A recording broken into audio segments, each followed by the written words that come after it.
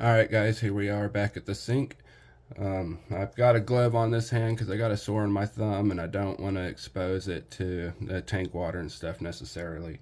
So, and also if your suction cups for this style sponge filter stop working, you can actually zip tie a piece of PVC that you can cut or a rock. I have a little piece of crystal that I dug up close to where I live, so I just zip tied that on, thought it'd be cool, and it weighs it down and keeps it at the bottom of the tank. So of course, most videos online will show you just taking the sponge filters off and cleaning. I'll set that to the side, and of course you turn your water off. Everybody knows the basics of just cleaning out your sponge filters, getting them really clean.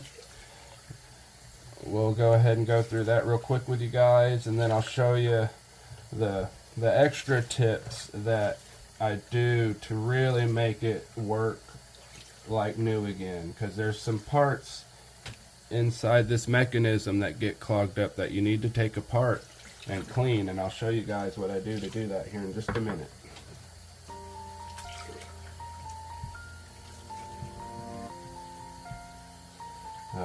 I personally rub these sponges back and forth to help break up everything inside of them. Sometimes when you first start squeezing on these sponges, they won't look as dirty. You need to break it up, rub it back and forth, and let the water get through there and really start squeezing it a few times before you'll start seeing the more dirty water come out of it. And I keep going till the water's almost basically clean. I don't know if you can see that. Yeah. So I just keep squeezing it. Take some time. Don't try to rush it. It's getting pretty clear now. This one wasn't too bad. Sometimes if you don't clean them for quite a while, you'll have to sit here for a little longer and just keep working these sponges till they run pretty clear.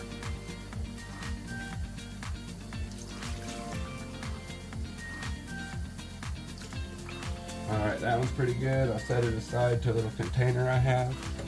Get the second one cleaned. See how much dirty mold and all the stuff that's collected out of the tank.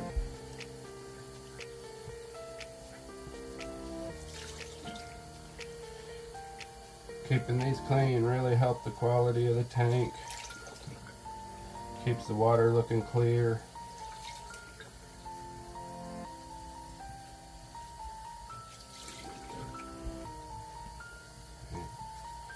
Rubbing back and forth, trying to break it all up. See, quite a bit of dirty stuff still coming out.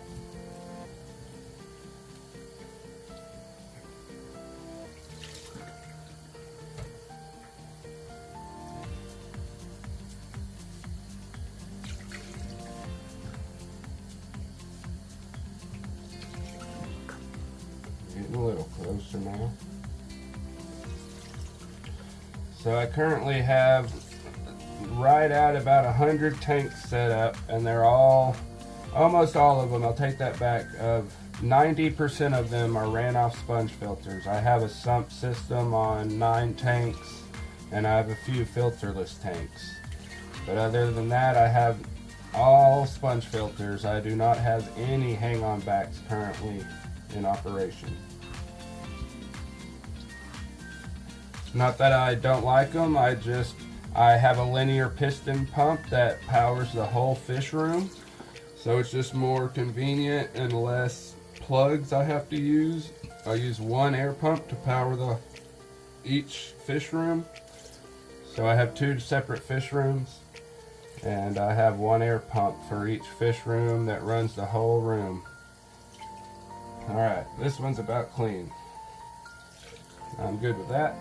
Alright, so here we go with the next step. So you have your filters off. You actually need to pull this part, the clear tubing, off this black section here. So I normally lock my finger over where the suction cup comes out, and I'll just start wiggling back and forth and pulling, and I'll doing a little twisting.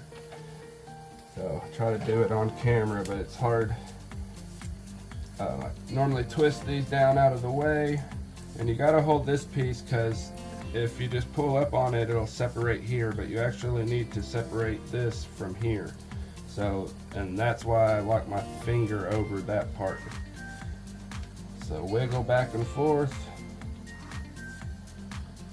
and pulling, kind of pretty tight, so you gotta just take your time and wiggle it and it'll come off.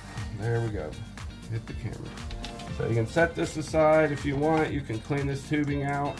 I don't necessarily worry about that, but one of the main things you need to check, which I forgot to say, I guess, I use a little nail, just a tiny little nail. You could use anything that's small enough to fit in the tubing, but right here in the tubing, sometimes it can get clogged up. This one's actually not too bad, but sometimes you'll have to go right here in the end and scrape things out.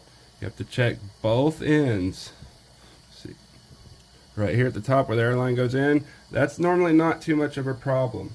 What's actually the problem, one second, I'm gonna get a headlight.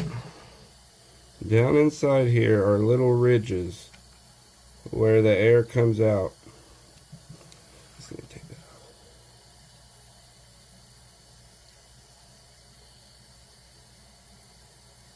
So see, down inside this thing, the air comes through here, and that little hole you see at the top can sometimes get clogged, but the main thing is it's got these ridges where all that white stuff is built up that you need to scrape off. That's where the air flows through all these little separate holes, and I'll try to show you again once I really get it cleaned up. But that's where you need to scrape. I just use my little nail here and I scrape up and down the little creases where the air flows through all around.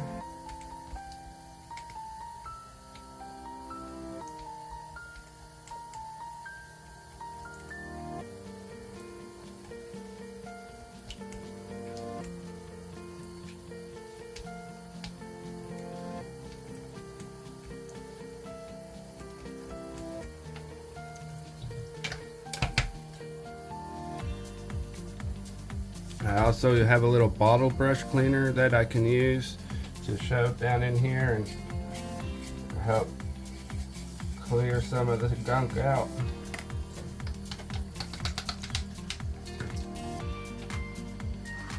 Alright, one more little scraping.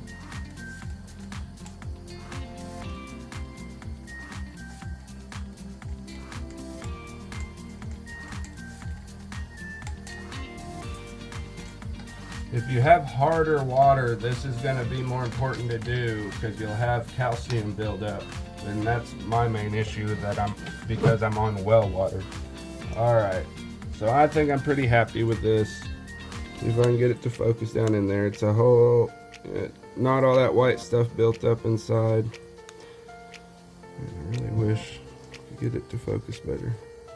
There's some little slits all the way around that get clogged up, and that really restricts the airflow. So it's important to go all the way around this thing and get those little lines cleaned out so the air can flow through properly.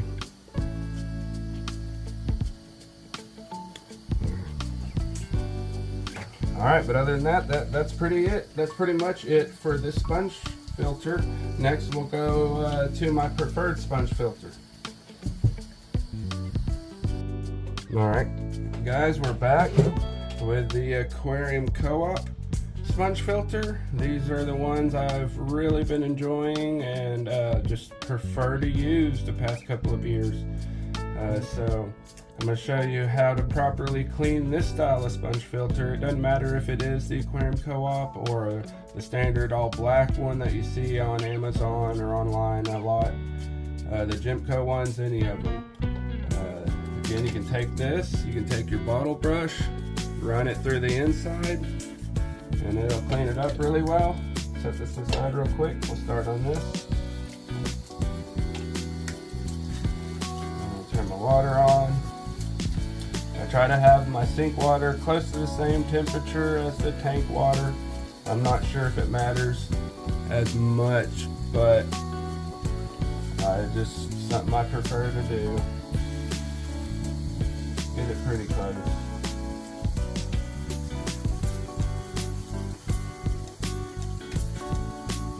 Alright, so use that for that part. And then I have this a scouring pad that you can use for the outside.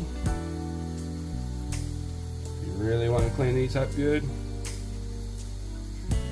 To me, it's not as important to just have everything looking brand new. The main thing is that it's operating properly and it's not restricting the airflow, because that makes your air pump work harder, and in the long run it'll wear out and stop working quicker if it's having to work harder to press through any restrictions. So that's pretty good. You can see that that's pretty nice and cleaned up now. Pretty clean, doesn't have near as much gunk on it, so that's good for me. Scouring pad out of the way. We'll take the aquarium co-op sponge filter apart. Put that aside. You want to wipe that off. Again, you can use your scouring pad to clean this up nice, but you don't really need to. This is kind of just beneficial bacteria that builds up on this thing. So I just mainly get the built up mold off it and all the debris cleaned off. And then we'll go back and forth with this sponge filter like I did the other one and squeeze it out. This sponge filter is probably not going to be as dirty because I've cleaned it more recently. But again, you just want to work it back and forth and make sure you get it completely cleaned out.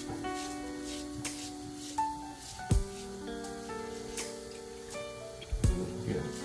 So this one's not near as dirty.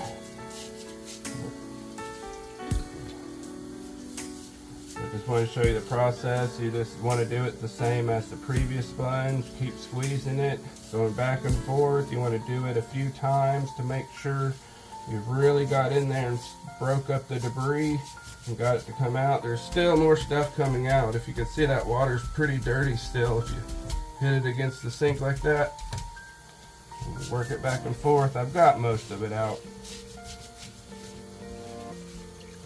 Still just a little dirty.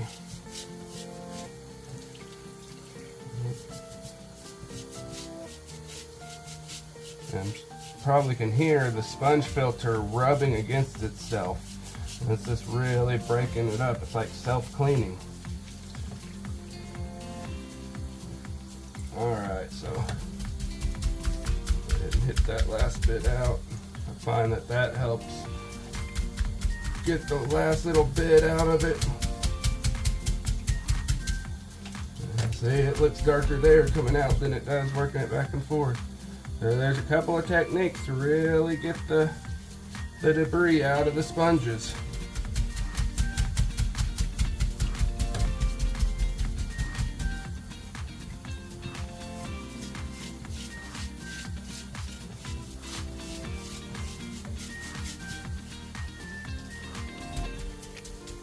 Alright, so that's pretty much good for me. So I'll put it back on the base or the stand. And the real trouble part, a lot of people forget to do, is this valve that goes on top where the air goes in, and this would be on here like this. A lot of people don't check this little part, and this little airline part, it's normally where it exits. See right there, it's got some stuff built up on it. It's clogging that. It's almost completely clogged right there. So that's what you got to clean out. That's the main part right there that restricts the airflow and will kill your air pump in the long run way faster and make you wonder why things aren't working properly. You got to get in here, scrape this little whatever you use that's small enough back and forth. I use this little nail that's rigid along it, so it just helps scrape and get it cleaned up. And there you go. That's the main part. I know this looks dirty. That's this mold and beneficial bacteria that's built up on it. A little bit of algae, I'm sure. But that's the main thing right there. Now you can see through that very, very clearly. And that, it's hard to get it right focused where the camera should be, but yep, clean that hole out. And that's what's really gonna make your system work like new again. Rinse it off. Let's put that back on. We're ready to go. Alright guys, so that's the main tips and tricks of cleaning those two style sponges.